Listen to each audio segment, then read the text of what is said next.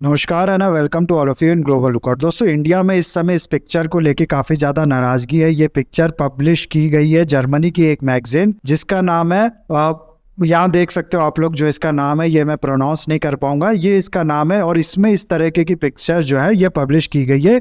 India की जो हाल में न्यूज़ आई है कि पॉपुलेशन क्रॉस कर जाएगी चाइना कोई पॉपुलेशन को बहुत जल्दी ही, उसके बारे में ये पिक्चर है। इसमें आप लोग देख सकते हो यहाँ पर इंडिया को दिखाया गया है भीड़ की तरह, जिसपे इंडिया की जो ट्रेन है उस पर बहुत ज्यादा लोग जो है इस तरीके से लदे हुए हैं एक के ऊपर एक, और पूरी भीड़ से भरी हुई ट्रेन जो है ये क्रॉस कर रही है चाइना की बुलेट ट्रेन को। इस तरीके की चीज पहले आप लोग देखे भी होंगे, काफी ज्यादा न्यूज में भी इस तरीके की चीजें आती हैं कि ट्रेन पे लोग इस तरह से लदे रहते हैं इंडिया में, पाकिस्तान में, बांग्लादेश वगैरह में। लेकिन अभी ये चीज इंडिया में मेरे ख्याल से तो नहीं होती है, लेकिन फिर भी इसमें दिखाया गया है। और मेन जो इसका डिपिक्शन है, मेनली ये शो करना चाहा गया है इस पिक्चर से कि इंडिया में जो पॉपुलेशन है वो एक भीड़ की तरह है, क्योंकि वहां पर टेक्नोलॉजी का एडवांसमेंट नहीं है, पॉपुलेशन खाली राइज कर रही है। और साथ ही साथ जो पॉवर्टी है इंडिया की वो इस पिक्चर से दिखाने की कोशिश की गई है इंडिया का। जबकि चाइना का दिखाया गया कि चाइना में भी पॉपुलेशन है, लेकिन चाइना में टेक्नोलॉजी बहुत ज्यादा एडवांस कर चुकी है, काफी ज्यादा लोग जो पॉवर्टी है उससे बाहर निकल चुके हैं चाइना में, और बुलेट ट्रेन से इसलिए चाइना को डिपिक्ट किया गया है। तो ये चीज इससे शो की गई है इस पिक्चर में। और साथ ही साथ ये जो पूरा आर्टिकल है इसमें अगर आप लोग पढ़ोगे ना, तो इसमें हालांकि इंडिया के बारे में कुछ उल्टा सीधा नहीं लिखा गया, इसमें बहुत आराम से ये बताया गया है कि इंडिया की जो पॉपुलेशन है वो राइज कर रही है। यहाँ पर पूरा ग्राफिक्स बताया गया कि कैसे 1950 के बाद से इंडिया की जो पॉपुलेशन है वो राइज की। 1950 में चाइना की जो पॉपुलेशन थी वो इंडिया की पॉपुलेशन से 200 मिलियन ज्यादा थी। फिर ये धीरे धीरे राइज की। 1970 में चाइना में वन चाइल्ड पॉलिसी लेके आया गया, और फिर इंडिया में कुछ भी नहीं वो किया गया। इंडिया में इस समय पे अगर आप लोग देखोगे तो पर वुमेन 5 बच्चे या फिर 6 बच्चे पैदा होते थे, लेकिन धीरे धीरे ये कम हुई। और फिर इंडिया की पॉपुलेशन 2023 में यहाँ पर आप लोग देख सकते हैं क्रॉस कर गई इंडिया चाइना को, और फिर 2060 तक ये पहुंचेगी कहीं पीक पे।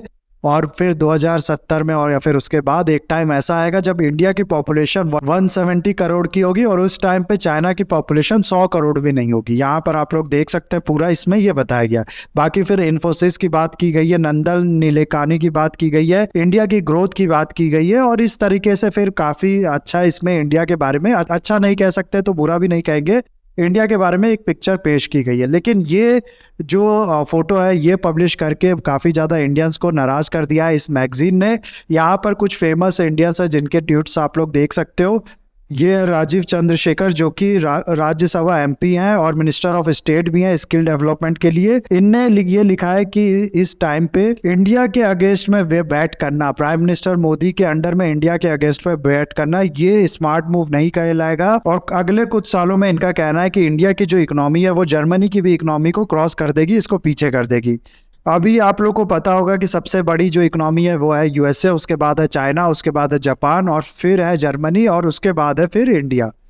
तो इनका कहना है कि कुछ टाइम पे ये जर्मनी की इकोनॉमी को क्रॉस करके चौथी सबसे बड़ी इकोनॉमी बन जाएगी इंडिया। इसीलिए जर्मनी को ये सब चीज करने से, जर्मनी की मैगजीन्स को ये सब मौकरी करने से इंडिया के इसके बचना चाहिए। उसके बाद कंचन गुप्ता एक ट्वीट करते हैं, इनने अपने ट्वीट में ये लिखा है, यहाँ पर आप लोग पढ़ सकते हैं कि ये एक तरीके का खाली रेसिज्म है और इसका पर्पस है खाली इंडिया को नीचा दिखाना। आगे ये न्यूयॉर्क टाइम्स के भी एक पिक्चर की जिक्र करते हैं जिसमें इंडिया के जो स्पेस मिशन था मंगलयान का, उसका मजाक उड़ाया गया था, और इस तरीके की ये चीजें कहते हैं। तो इस तरीके से रिप्लाई जो है वो दिया जा रहा है इंडिया की तरफ से इस फोटो को लेके इस जर्मनी की मैगजीन को, और बहुत नेचुरल है इस तरीके का रिप्लाई आना। और ये चीज और भी ज्यादा इस चीज को फ्यूल करती है कि वाकई में जो वेस्टर्न मीडिया है वो इंडिया के अगेंस्ट में काम करती है, इंडिया को नीचे दिखाने के लिए काम करती है। आप लोग बहुत टाइम से इस चीज को सुन रहे होंगे कि इंडिया की तरफ से क्रिटिसाइज किया जाता है वेस्टर्न मीडिया को कि वो खाली प्रोपेगेंडा चलाती है, इंडिया को पुअर नेशन दिखाती है, और खाली उसका जो प्रीजुडिस है उसको प्रमोट करती है। कुछ लोगों का तो ये भी कहना होता है कि ये सब करके जो न्यूयॉर्क टाइम्स है या फिर दुनिया भर की जो वेस्टर्न मीडिया है वो इंडियन गवर्नमेंट्स पर दबाव डालना चाहती है कि वो उनके अकॉर्डिंग जो पॉलिसी है उसे अपनाए, नहीं तो फिर इस तरीके से उनको क्रिटिसाइज किया जाएगा। तो इस तरीके की बातें अक्सर होती रहती हैं इंडिया में। इसीलिए इस इमेज के बाद इस तरीके के जो इल्जाम है वेस्टर्न मीडिया पे वो और भी ज्यादा लगने लगे हैं। ये कोई हाल की ही बात नहीं है, बहुत टाइम से आप लोग देखोगे तो वेस्टर्न मीडिया, जैसे कि मैं आप लोग को बताऊंगा लाइन से एक दो इवेंट ने इंडिया को बिना मतलब के, एक आप लोग देखोगे ना कि जिस तरीके से वेस्टर्न मीडिया ने पेश किया है इंडिया को, तो आप लोगों को खुद ही लगेगा कि ये बहुत ज्यादा प्रीजुडिस दिखाते हैं। ये कभी बहुत ही ज्यादा ऊंची बिल्डिंग गुड़गांव साइड की, मुंबई साइड की बिल्डिंग ये दिखाई नहीं सकते इंडिया की। ये खाली जो इंडिया में गाँव के माहौल है वो दिखाएंगे, इंडिया में जो गरीबी है उसके बारे में दिखाएंगे। अगर आप लोग को याद हो कि जेम्स बॉन्ड की एक बहुत पुरानी मूवी थी, उसमें इंडिया को दिखाया गया था, इंडिया का जो वाराणसी था उसको दिखाया गया था कि यहाँ पर सिर्फ स्नेक चार्मर जो होते हैं सिर्फ वही रहते हैं, और उन्हीं को देखने और गरीबों को देखने जेम्स बॉन्ड जो है वो आता है इस जगह पे। उसके अलावा फिर एक मूवी थी इंडियाना जोन्स, उसमें दिखाया गया था कि इंडिया के जो फूड्स है वो किस तरीके के होते हैं। इसमें अगर आप लोगों ने देखी हो ये मूवी, तो दिखाया गया था कि इंडिया के जो लोग हैं वो बंदर का सर खाते हैं, और फिर जो सांप वगैरह होते हैं वो खाते हैं, आई बॉल्स खाते हैं।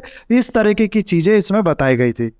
अब मेरे को तो नहीं पता इस तरीके की चीज इंडिया के किसी कोने में होती है कि नहीं, लेकिन अगर होती भी है तो इसी चीज को इतना ज्यादा फोकस दे के दिखाना, ये चीज आप लोग खुद ही से समझ सकते हो कि कितना ज्यादा बायस्ड है ये वेस्टर्न मीडिया, चाहे वो किसी भी तरीके का मीडिया हो, चाहे एंटरटेनमेंट जगत हो या फिर न्यूज मीडिया हो गया। ये इंडिया की क्या इमेज पेश करना चाहते हैं आप लोग खुद ही इस चीज से समझ सकते हैं। स्लम डॉग मिलियनेयर मूवी आप लोग को याद होगा, इसमें स्लम डॉग के पे मूवी बनानी थी इसलिए इंडिया में ये शूट की गई थी। उसके अलावा चार्ली आना में एक एक्टर है जिसकी हाल में ही एक मूवी आई थी जिसकी शूट के लिए ये इंडिया आया था, और यहाँ से जाने के बाद इसका कहना था कि इसने पूरी लिस्ट दे दी कि ये बीमारी जो है ये मेरे को हो गया था इंडिया में रहने से। अब मैं इसको गलत नहीं कहता, हालांकि हम सब जब कभी ट्रेवल करते हैं तो अक्सर कुछ ना कुछ बीमारियां, कुछ ना कुछ सिकनेस हो जाती है, लेकिन जो लिस्ट इसने देखी है यहाँ पर अगर आप लोग देखोगे तो इतनी सारी बीमारी, इतना प्रॉपर नाम लेके बताना, ये तरीके की सवाल उठाती है कि क्या वाकई में इनको इतनी ज्यादा बीमारी हुई थी या फिर ये सब किसी मकसद से किया जाता है। एक सवाल ये भी उठता है कि क्या वाकई में इतनी ज्यादा बीमारी होने के बाद भी कोई इंसान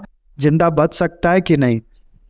तो इस तरीके से ये लोग अपने मूवी में दिखाते हैं इंडिया को। और साथ ही साथ न्यूज़ आउटलेट्स की अगर हम लोग बात करें तो ये पिक्चर आप लोग यहाँ पर देख सकते हैं। इसमें यहाँ पर ये दिखाया गया कि सिर्फ इंडिया की वजह से जो पेरिस क्लाइमेट समिट है उसमें पूरी बातचीत रुकी हुई है। दरअसल क्या था ना कि वेस्टर्न कंट्रीज जो है ये तो पहले ही अपने इंडस्ट्रीज वगैरह लगा चुकी हैं, जितना इनको कार्बन एमिट करना था, जितना इनको पॉल्यूशन फैलाना था ये पहले ही फैला चुकी हैं। अब जो डेवलपिंग कंट्रीज हो गई, इंडिया हो गई, चाइना हो गई, या फिर बाकी भी ईस्टर्न ब्लॉक की कंट्रीज हो गई, ये इंडस्ट्रियलाइजेशन जब करने लगी हैं तब अब इस तरीके की बातें उठ रही है कि इंडस्ट्रियलाइजेशन से कार्बन एमिशन निकलता है, उसकी वजह से क्लाइमेट पे असर पड़ रहा है, जिसकी वजह से हमारा जो फ्यूचर है वो खतरे में आ रहा है। इस तरीके की चीजें अब आ रही है। हालांकि ये बातें गलत नहीं है, लेकिन इंडिया चाहता था कि ये जो वेस्टर्न कंट्रीज है ये थोड़ा ज्यादा रिस्पॉन्सिबिलिटी ले कार्बन एमिशन को कंट्रोल करने के लिए। साथ ही साथ एक फंड क्रिएट किया जाए सारे डेवलप्ड कंट्रीज द्वारा मिला के, जो कि इसी चीज के लिए काम करेगी कि कार्बन एमिशन को कैसे कम करना है, क्योंकि इन डेवलप कंट्रीज ने पहले बहुत ज्यादा कार्बन एमिट किया हुआ है। यही बात इंडिया भी कह रहा था, यही बात चाइना भी कह रहा था, लेकिन इस पिक्चर में यहाँ पर आप लोग देख सकते हो सिर्फ इंडिया को इस तरीके से बदनाम किया गया है, इंडिया की यहाँ पर शो किया गया है कि सिर्फ इंडिया की तरफ से ये जो क्लाइमेट चेंज पे बातें हैं ये रुक रही हैं। यहीं पर आप लोग को एक और चीज बताओ तो इस समय इंडिया में जो बिजली पैदा होती है वो 70 से लेकर 80% के बीच में होती है सिर्फ कोयले से। कोयले से आप लोगों को पता होगा कि कार्बन जो है वो ज्यादा एमिट होता है, और बाकी जो रिन्यूएबल सोर्स ऑफ एनर्जी होती है, जो non fossil source of energy होती है, उससे कार्बन एमिशन कम होता है। तो जो वेस्टर्न कंट्रीज है वही दबाव डालती है इंडिया पे कि ये जो आपका फॉसिल फ्यूल्स है इसको कम करो। अब आप लोग ही बताओ, जब 70% जो बिजली है वो सिर्फ कोयले से पैदा हो रही है और इसको अगर हम लोग कम कर दें, इसका मतलब क्या है? इसका मतलब हम लोग बिजली उतना नहीं पैदा कर पाएंगे। बिजली उतना पैदा नहीं करेंगे तो हमारी जो इंडस्ट्रीज है वो उतनी जल्दी उतनी तेजी से नहीं सेटअप हो पाएंगी। अब इस चीज को दिमाग में रखते हुए आप लोग खुद ही अंदाजा लगा सकते हो कि क्यों इतना ज्यादा प्रेशर जो है वो बनाया जाता है डेवलपिंग कंट्रीज पे, और क्यों आजकल जो क्लाइमेट चेंज है उसकी बातें बहुत ज्यादा होने लगी। ये कंट्रीज नहीं चाहती कि जो इकोनॉमिक सत्ता है, जो इनके हाथ में सत्ता है, वो किसी और कंट्रीज पे ट्रांसफर हो, और जबकि ऐसा कुछ होने नहीं वाला। इंडिया और चाइना ये दोनों ही कंट्रीज डेवलप कर रही हैं, डेवलप करेंगी, और फिर से एक बार जो पुराना टाइम था कि जो वर्ल्ड की इकोनॉमी है वो पूरी तरीके से ईस्टर्न पार्ट में थी, वही चीज दोबारा फिर से होने वाली है।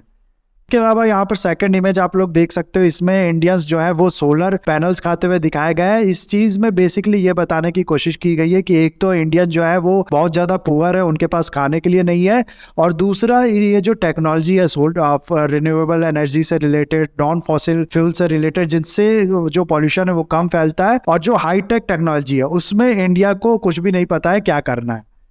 फिर एक और इमेज है यहाँ पर आप लोग देख सकते हो जिसमें गॉड गणेशा को बैट पकड़े हुए दिखाया गया है, और यहाँ पर साउथ अफ्रीकन क्रिकेट बोर्ड जो है उसके लोग हैं यहाँ पर। तो इस तरीके से और ऐसी कई इमेज आप लोग को मिलेंगी जिसमें इंडिया का मजाक उड़ाया गया है, इंडिया को पुअर दिखाया गया है, इंडिया की बेइज्जती की गई है। ये काम करने में वेस्टर्न मीडिया को बहुत ही टाइम से बहुत ही ज्यादा मजा आता है।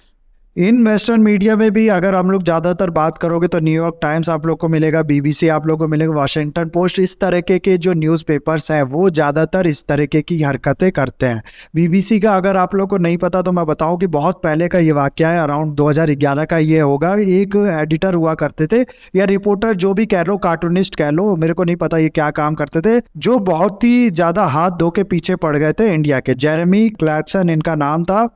इनने अपने कार के पीछे एक टॉयलेट इस तरीके का बना दिया था इंडिया का मजाक उड़ाने के लिए। उससे पहले ये ट्रेन पे ये लोग कई बैनर्स ऐसे लगा चुके हैं, आप लोग फोटो देख सकते हो, इंडिया का मजाक उड़ाने के लिए। तो ज्यादातर मैं कहूंगा कि पर्टिकुलर न्यूज हाउस को या फिर न्यूज चैनल से इल्जाम लगाने से पहले कुछ इंडिविजुअल्स है जो ज्यादातर इस तरीके की चीजें में इन्वॉल्व होते हैं। और यहाँ आप लोग को बताऊं, ये सब चीज इतना ज्यादा की गई है कि स्लम टूरिज्म या फिर पुअर टूरिज्म करके एक टर्म है, जिसका मतलब है कि जैसे ट्रैवलिंग हम लोग करते हैं तो अलग अलग पर्पस होता है ट्रैवलिंग का। कुछ लोग फूड्स अलग अलग जगह के ट्राई करने के लिए ट्रैवल करते हैं, कुछ लोग हेल्थ के लिए चेकअप कराने के लिए ट्रैवल करते हैं, वैसे ही कुछ लोग जो है वो दूसरे कंट्री का जो स्लम्स एरिया है वो देखने के लिए, जहाँ पर स्लम्स एरिया ज्यादा है वो देखने के लिए, पुअर लोग हैं उनसे मिलने के लिए, उनका लाइफस्टाइल देखने के लिए ट्रैवल करते हैं। ये टर्म से इंडिया को जोड़ा जाने लगा है। आप अगर लिस्ट देखोगे ना कंट्रीज की कौन सी कंट्री है जहाँ पर लोग स्लम टूरिज्म के लिए जाते हैं, तो इसमें आप लोग को मिलेगा साउथ अफ्रीका,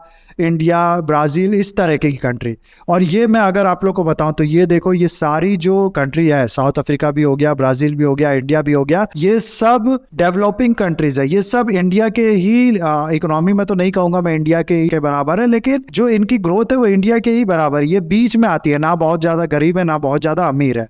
तो सोचो आप लोग, इन सब में ये चीज फेमस की गई है, क्या सोच के ये किया गया होगा?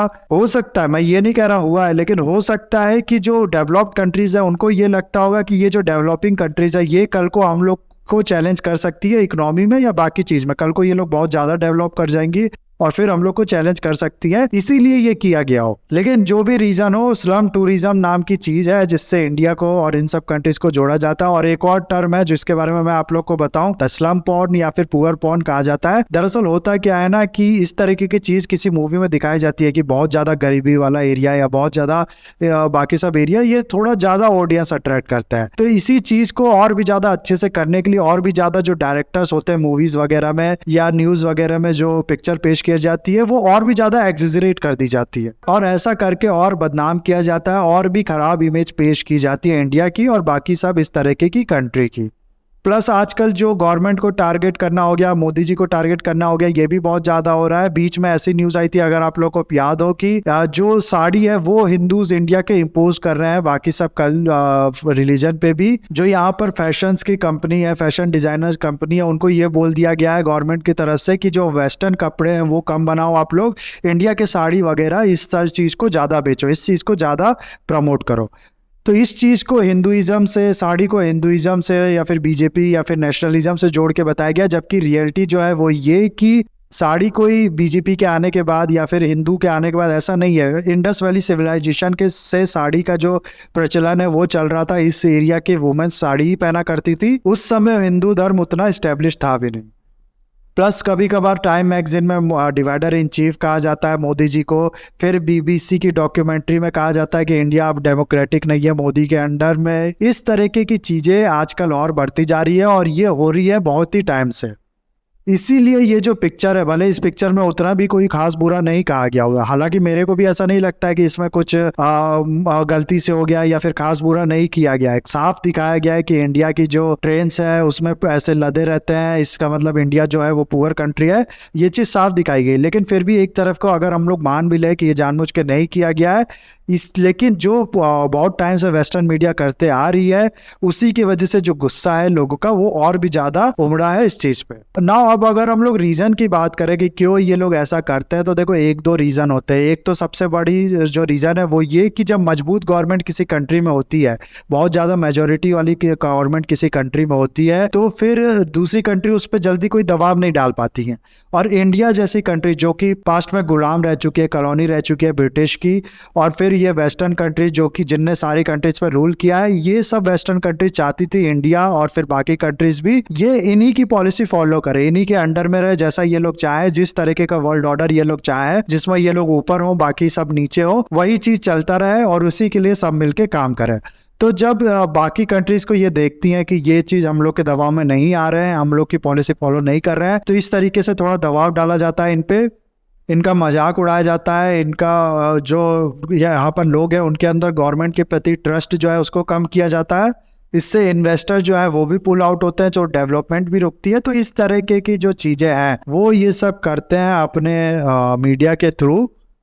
और एक कमी जो कि इंडिया की साइड से है, जो कि मैं यहाँ पर कहना चाहता हूँ, वो ये कि कभी बहुत ज़्यादा स्ट्रांगली इसके अगेंस्ट में प्रोटेस्ट नहीं किया गया है, कभी बहुत ज़्यादा कड़ा रिप्लाई इन लोग को नहीं दिया गया है। हालांकि पिछले कुछ सालों से इस चीज़ पे काफ़ी ज़्यादा रिएक्शन हम लोग देख रहे हैं, इंडिया के जो लोग हैं सोशल मीडिया पे या फिर बाकी भी जो इंडिया की गवर्नमेंट है वो भी इस चीज़ पे रिएक्ट कर रही है, इस चीज़ को कंडेम कर रही है और इसके अगेंस्ट में एक्शन ले रही है। लेकिन अभी भी ये चीज़ उतना स्ट्रांगली नहीं किया जा रहा है इंडिया की तरफ से। नहीं तो इंडिया की जितनी पॉपुलेशन है और खासकर से यंग पॉपुलेशन है जो कि बहुत ही ज़्यादा नंबर में सोशल मीडिया का इस्तेमाल करती है, इस चीज़ को अगर हम लोग ढंग से इस्तेमाल करें तो इस तरीके की जो मीडिया हाउसेज हैं वेस्टर्न कंट्रीज़ के, इनकी हिम्मत नहीं है। और मैं कभी बड़े वर्ड का इस्तेमाल नहीं करता हूँ, लेकिन यहाँ मैं करना चाहूँगा कि इनकी औकात नहीं है कि इस तरीके का कुछ ये लोग आगे से कर सके। तो हमें अपनी जो पावर है उसको समझना चाहिए, उसके अकॉर्डिंग काम करना चाहिए। यहाँ की हमारी जो पॉपुलेशन साइज है वो भी एक बहुत ही इंपॉर्टेंट पावर है हम लोग की, और इसका इस्तेमाल हम लोग को करना चाहिए। बाकी मैं वीडियो गाइज यहाँ पर खत्म करूंगा। आई होप ये वीडियो आपको अच्छा लगा होगा। इस वीडियो को लाइक, कमेंट, शेयर, सब्सक्राइब जरूर कीजिएगा। That's all, have a nice day, take care.